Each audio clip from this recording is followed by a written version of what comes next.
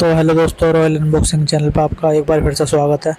तो आज एक हम नया ऑर्डर लगाने जा रहे हैं भैया का। ये जी वेस्ट बंगाल में रहते हैं और इनको 5G फ़ोन चाहिए था Mi 11X, जो कि एक गेमिंग फ़ोन भी है बहुत ही अच्छा। और कूपन लगा के देख लेते हैं दोस्तों, पर ज़रूरी नहीं कूपन हर बार लग जाए। तो इनका लग चुका है, देखिए 200 का कूपन लग चुका है। और देखिए आप देख पा रहे हैं।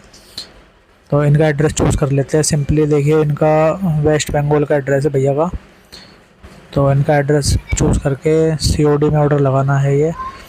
तो दोस्तों 1.2% COD चार्ज भी लेती है कंपनी, तो ये 85 से 10 रुपये का बैठ गया।